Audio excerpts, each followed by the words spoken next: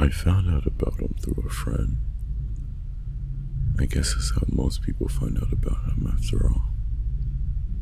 I guess it's sort of awful if you think about it.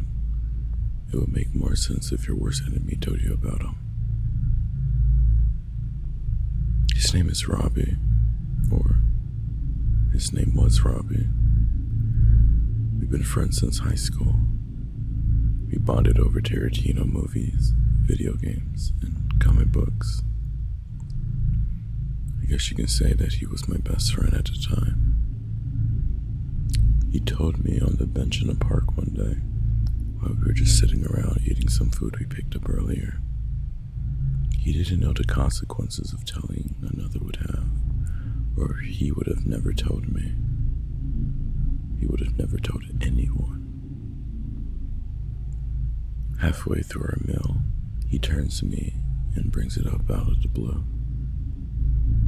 "Hey, my friend told me this weirdest thing," he says in between mouthfuls. I thought it was stupid when I heard it, but it's just been stuck in my head ever since. I stared at him with a confused expression as I took a sip of my iced tea. "Listen to this," he says, finishing up his meal. Then he told me the story that his friend told him, who was also told by a friend, who was also told by another friend. But the story went something like this. He is called Obscurity Man, but he's hardly a man, although he's really quite obscure in all senses of the word. While he draws his power from his obscurity, the fewer people know about him, the stronger he becomes. He would be the strongest if only a single person knew about him, but he is far too cautious for that. If that person died, he would simply cease to exist entirely. So at all time, he keeps 3 people in the know. Those in the know usually don't last long though. Most of the time, someone can't help but tell someone else about him. That makes 4, and he doesn't like 4. The one who's been in the know the longest needs to be taken out of the herd of those who know about him. He is fast. There are only 4 for a few hours before there are 3 once again. He knows who is in the know, although from the moment they hear his name, he sees into their thoughts, pushing his at the forefront so he can never be forgotten. My friend finished telling me and looked at me. I'm baffled by what just came out his mouth. It isn't like him to say something so weird. "Pretty messed up stuff, yeah?" he said, laughing. "Yeah, I guess so," I said. "But who told you this?" "Oh, this guy I met on League of Legends," he replied. "Username, HeyJude5565. Real name, Jude something, or something like that. Not a bad player. We often duo together. He played with Cherry before he played with me. Was in the UK somewhere. Cool guy though. Not very social though. He won't play with anyone except Sherry and I. Sherry was another one of our friends from high school. She was one of the few girls in our school that played video games, so naturally we got along pretty well. There was a while when Robbie had a thing for her. Some say maybe I did too. But I suppose that was just a phase passed for the both of us. That's hardly relevant though. After that, he changed the subject, and everything was normal for a couple of days, except for the fact that every once in a while, I'll think back to that ridiculous story that he told me. And although it seemed stupid at first, there was something strangely alluring about it. Something that caused me to keep replaying that story over and over in my head. A few days have passed. The only conversation worth noting here was the one I had with Robbie on Discord one night while we were just playing Minecraft. While we were industrially building on our creative server, he mentioned that Jude haven't been online in a couple of days. You know Jude, the one he met on League of Legends, that they used to play together. He also knows that during a conversation with Sherry, she tried to tell him the Obscurity Man story. He told her that he heard it already from Jude. She expressed her surprise that he would tell him because apparently Jude is a really shy guy and says that she had known about it for months. And that was all. 2 days ago, I was sitting in my Canadian history lecture next to this girl that I really liked. I'd rather not divulge her name because it isn't too late yet, like the rest of them. But let's just call her Sarah. I met Sarah in history on her first day. She had this bubbly personality, the one that just naturally attracts you to somebody. Very friendly, very inviting, and she was quite the optimist through and through. She was the type of girl, like I said, who was always smiling, constantly kind, and very pretty. She sat next to me on the first day, with a shy smile, asking if I mind her sitting next to me. I told her that I didn't mind at all. So she sat down, and we introduced ourselves. By the end of that class, I already knew that I would like to be more than friends with her. Things were moving at an average pace. I haven't asked her out yet, but we text on a daily basis. We usually ate lunch together. We had broken the touch barrier as we tend on leaning against each other while taking notes during lecture. Whenever her bare arm touched mine, it sent a delightful shiver down my spine. Anyways, so a few minutes before class started, we were chatting about some random topics, but there was a noticeable lull in the conversation. I tell her about the first thing that pops in my mind.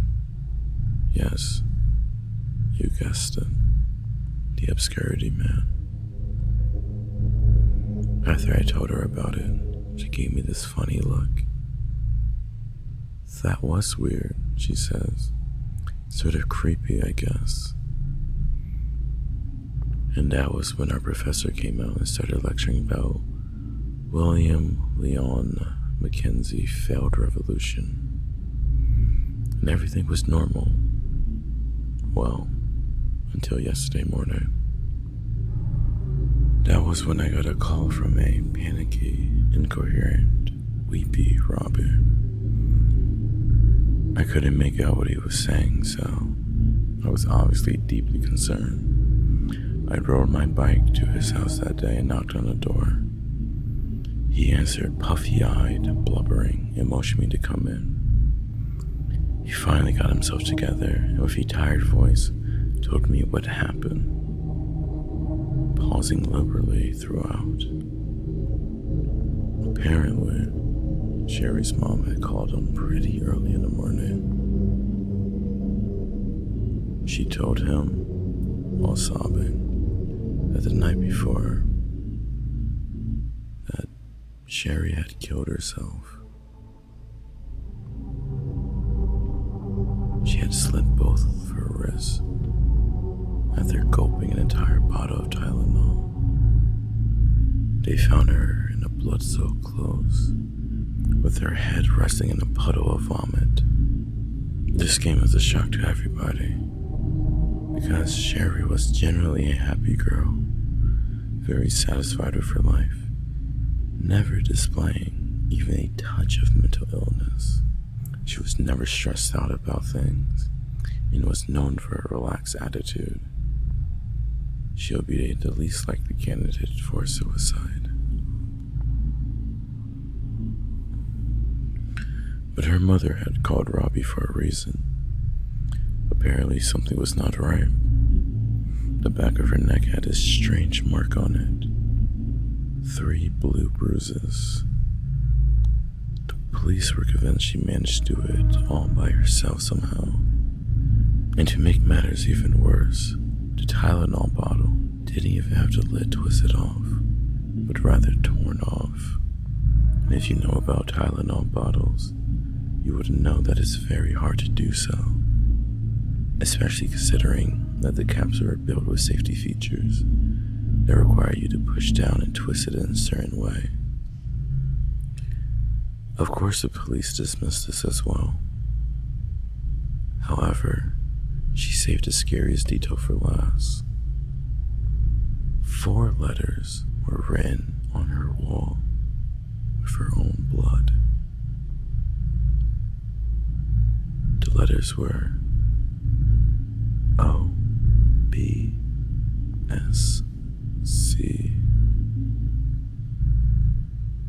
She asked Robbie if he knew if she was involved in something. Knew any dangerous people. Got involved with anything bad. But Robbie told her that he didn't know anything. But as we both know, Robbie lied. He did know one thing. You could say he was in the know. Just like Sherry was. Just like I am. But there was no way he was going to tell her that. When I heard what happened, I just stared at Robbie for a minute. I knew he wasn't joking, but I was still tempted to ask if all of this was just one big joke. And then after a moment, I cried. I cried, I cried, and cried, and cried, just like Robbie did. After we were done, I turned to him and asked what was on both of our minds. You don't think that those letters? Yes, he replied. That's exactly what I think. What other words start with O-B-S-C? I thought for a moment, came a blank. This is fucking scary, I said after a moment. And then, wait, hold up. I told Sarah about Obscurity Man yesterday. You don't think... Fuck, man, he said. I don't know what the hell to think anymore. But we soon dismissed our fears. Maybe the story just sort of drove her over the deep end. That's what we rationalized it to be, although neither of us truly believed it. However, it was certainly easier to accept that than the alternative. I decided to stay at Robbie's that night. His parents weren't home, so I didn't feel uncomfortable. And we had a sort of Tarantino marathon. Neither of us could play games because it reminded us too much of Sherry.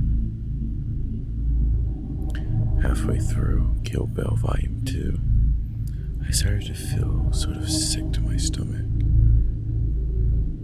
This anxiety kept building up over time, and I turned to Robbie and noticed that he had this nervous expression on his face. Man, he said, I feel like shit all of a sudden.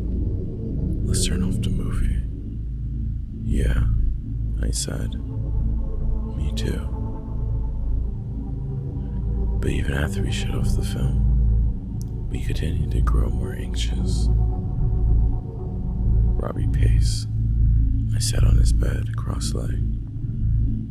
Robbie walked towards his window, and just as he was about to look away, he froze.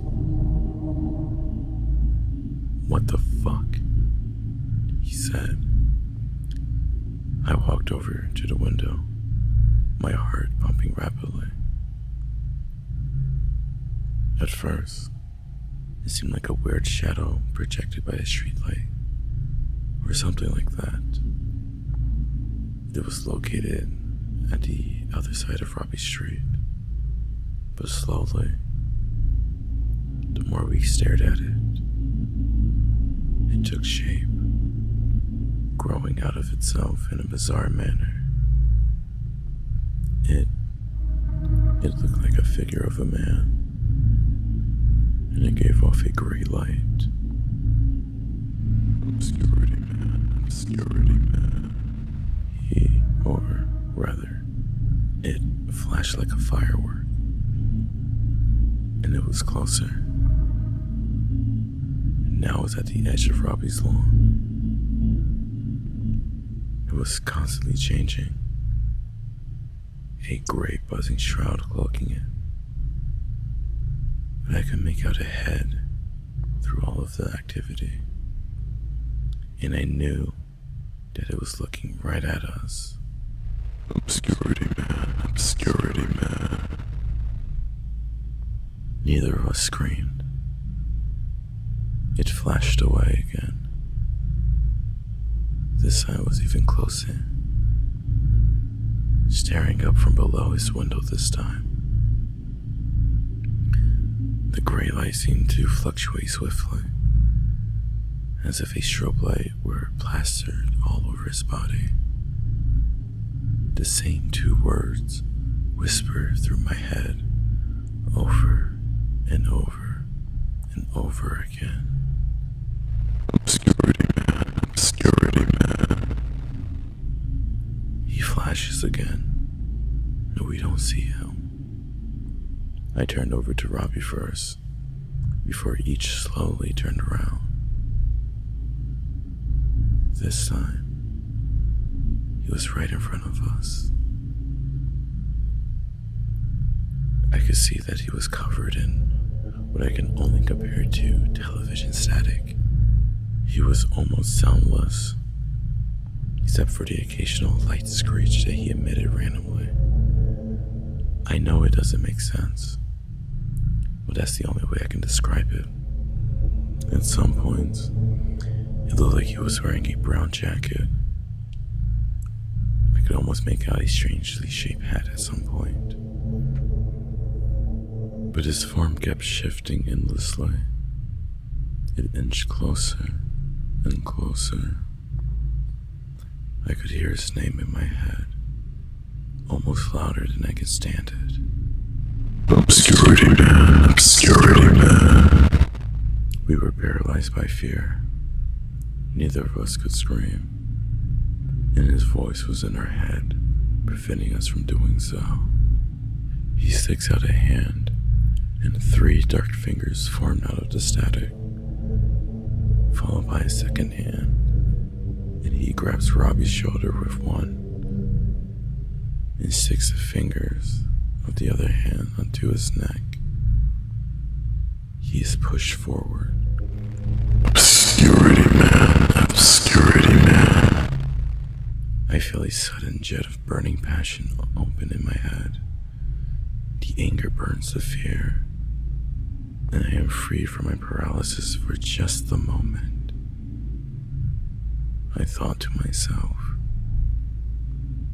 whatever this thing is, it killed Sherry, and now it's going to kill Robbie. It probably killed that Jude guy too, but at that moment, my hand formed into a fist, and I struck it on his side.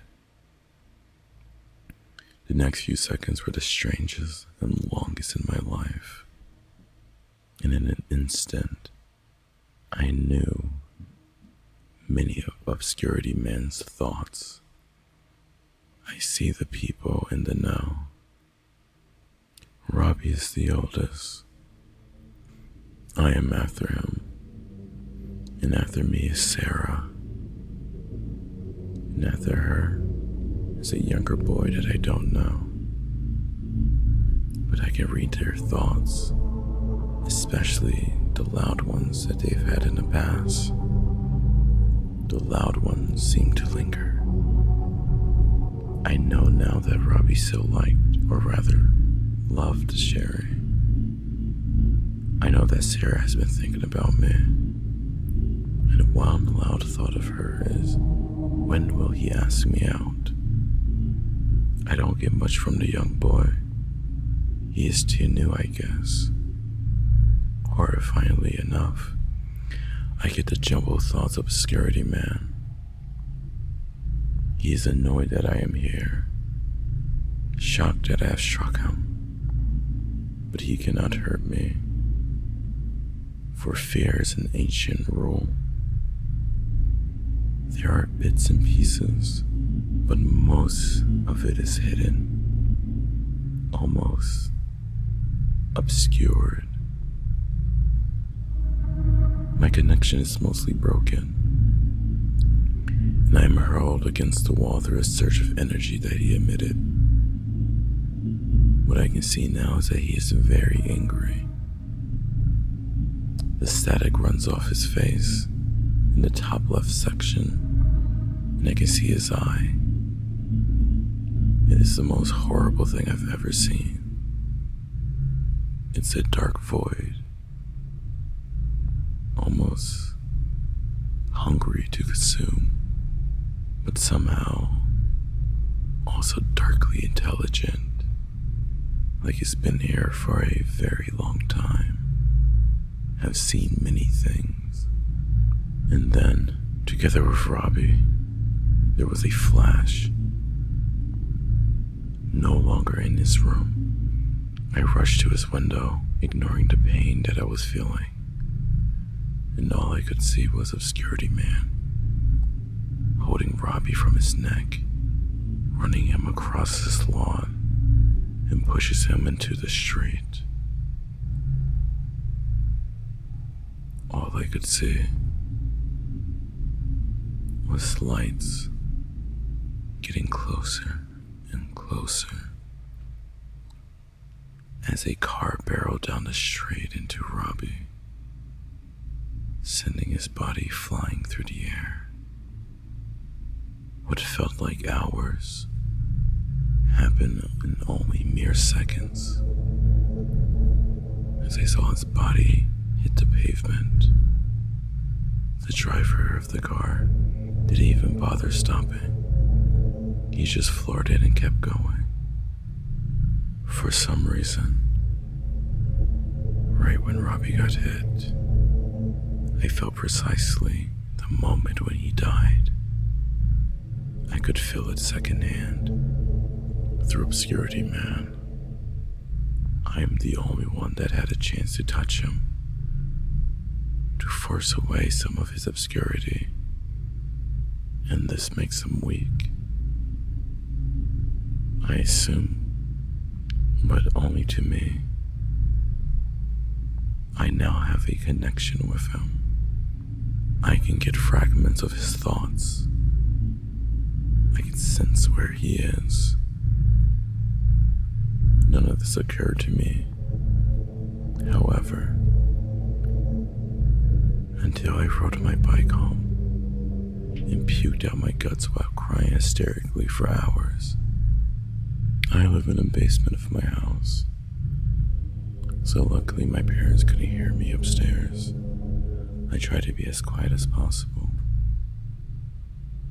but you can only do so much when you have gone through the most traumatic moment of your life. When I felt like I gathered myself, I texted Sarah. I could feel from Obscurity Man that she was still up.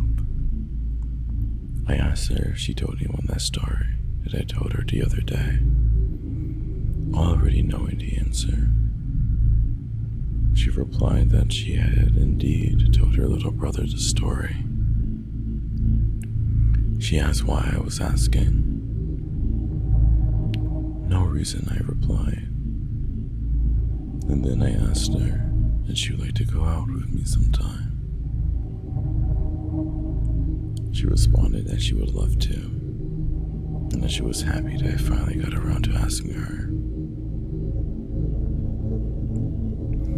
And so I sat for hours and hours knowing that my life depended on Sarah's brother not telling somebody about Obscurity Man. And so I thought and probed into Obscurity Man. He was getting farther. From what I understand, he travels through the planes of reality. He is fast, but he is not a god. He takes a while to jump back and forth between realities. I've decided to kill it. Obscurity Man, that is. At first, I thought about killing Sarah, her brother, and myself. But I knew immediately that although it would destroy him, I could never do such a thing. And even if I could, when I was the only one left, he'll likely have enough power to flash into our reality instantly and prevent me from ending myself, so it could have all been in vain. I could deal with myself dying. I'd consider just killing myself, ending my stress, just like what Sherry did. But that means that Sarah would be next, and I couldn't let anything happen to her. And then it hits me. He gains power from his obscurity.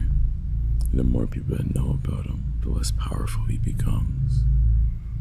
I could feel him stiffen as I thought about what I was going to do. He immediately started moving forward. He immediately started moving towards me, and I could feel him slowly but surely getting closer and closer. But it won't be here for a few hours at least. I heard one thought clearly though, amongst all the jumble and panic notions. He said, the rule must be broken just this once.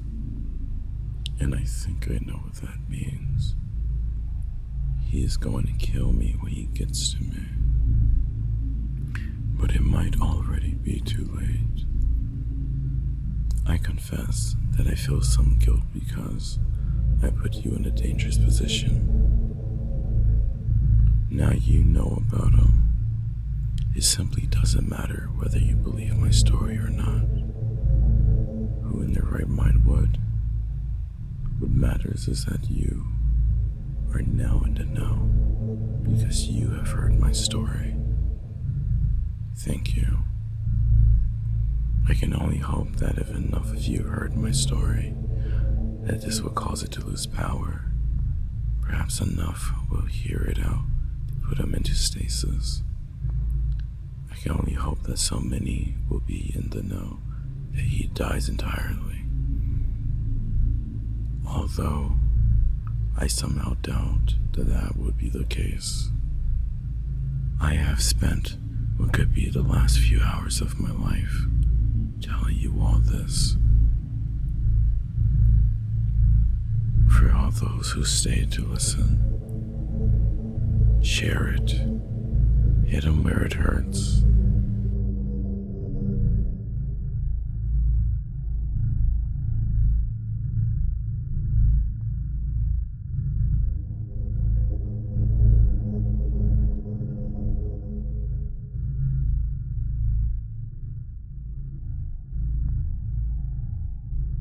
I hope that he won't still have enough power to rush into our reality and finish off those who are now in the know, like some sort of twisted angel of death with his own agenda, because then I'll have a lot of death on my mind.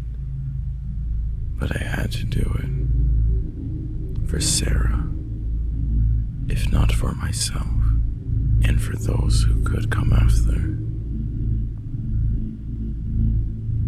The chain must be broken. It must die. Obscurity Man must be obscure no longer.